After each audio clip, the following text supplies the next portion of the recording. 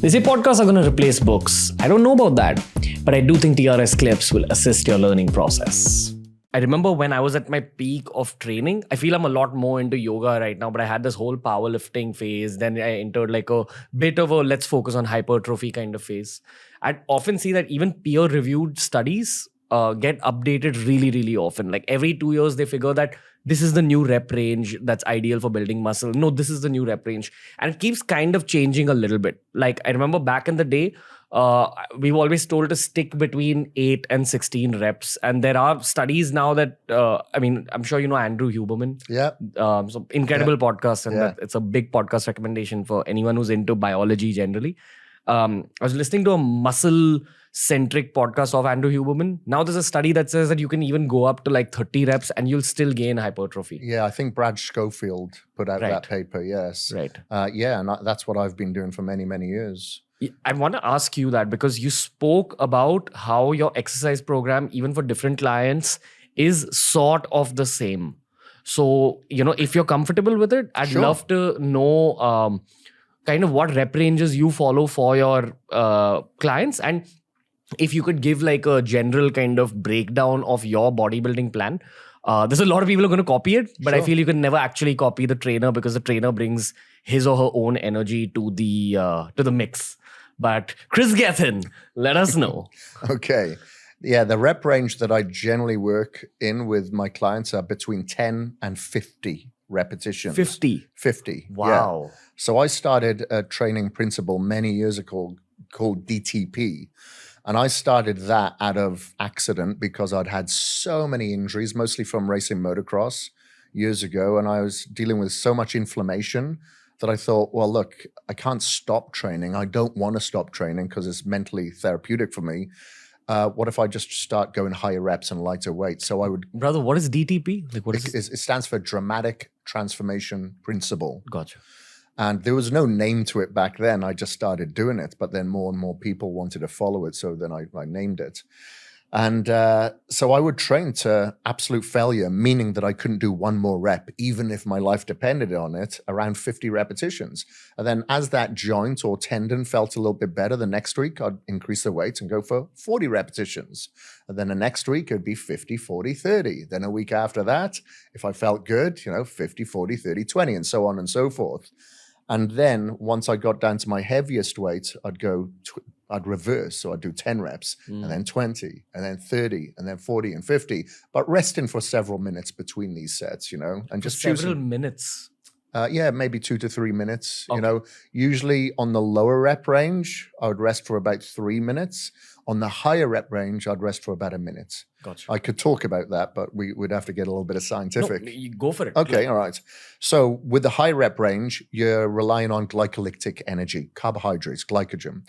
So you've got a pool of them, providing that you're eating plenty of carbohydrates. They'll get stored in your muscle, in your liver. So you've got plenty resources here. So you can shorten the rest periods and keep pushing between these sets. It burns, you get a massive lactic acid buildup, but it creates what's called sarcoplasmic hypertrophy that will really shuttle fluid into the muscle, stretch the fascia, which is the webbing that prevents the muscle from growing. Obviously, we don't want that. We want it to grow.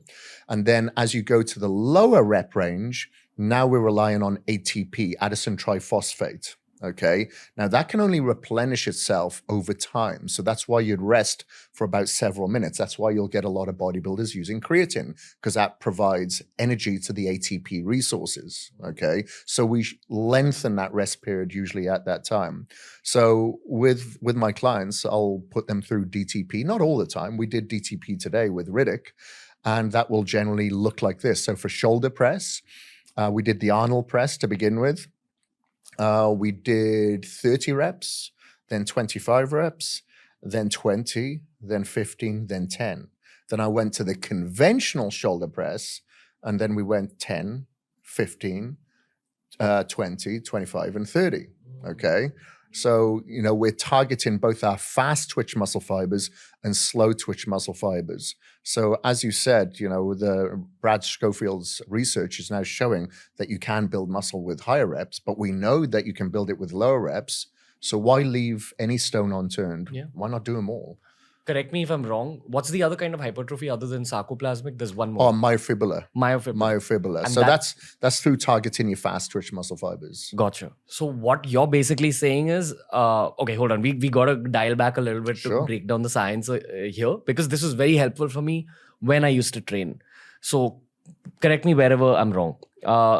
Is sarcoplasmic hypertrophy like your muscles are built up of fibers and the volume of each of those fibers kind of grows a little bit? No, that's going to be more the fluid within the fibers. Okay. So you're going to have this sarcoplasmic fluid, and that's what expands the fiber and expands through then the fascia, that webbing that prevents the muscle from growing further and further and further. So you're able to stretch that a little bit more. So with that, you're really working on the pump as much as you possibly can. So it feels like your skin is splitting. That's what you get with high repetitions and short rest periods, providing that you're hydrated, and providing that you've got plenty of carbohydrates, glycogen in your system. And is sarcoplasmic hypertrophy the key for the way you look? I'd say it's both. It's not one or the other, because with myofibrillar hypertrophy, then that is going to expand the fibers more. Okay, so you're working at sarcoplasmic, the fluid and the fascia, and then you've got the myofibrillar, which has got to be more so the expansion of the fibers as they're being engaged through heavy weight. It's kind of like you thinking of muscles like a sort of a pipe. Yeah. And so myofibril hypertrophy will increase the volume of the pipe, and sarcoplasmic will fill it with fluid. Yes, exactly. Okay. Yeah. Gotcha. And is it correct to say that sarcoplasmic hypertrophy, and hypertrophy for those people who lost here means like growth in the size of your muscles, which is basically what most people want. Is it correct to say that higher reps will help with your sarcoplasmic hypertrophy? Yes. Lower reps help with myofibril hypertrophy. You got it. But when you combine the two, they both benefit each other. And it's not just 2xing your hypertrophy, it's probably like 2.5 or 3xing it. Yeah. And I think more than anything, it provides more longevity to the person, because when you're starting off with high repetitions, you're now warming up the joints. You're putting synovial fluid, which is like a lubricant, into the joints. There isn't very good blood flow to the tendons and ligaments, so you're actually warming up those areas whilst you're working the muscles. So it's kind of like a warm-up, however, it's to failure. So it's a very efficient way of working out as well. And, our bodies go through wear and tear. We all age, and there's only so many clicks of that pen that we get before it stops clicking. So we want to ensure that we can expand that, we improve our longevity without actually getting old. Thanks for watching. Make sure you check out the entire episode and also check out this playlist that we've curated just for you.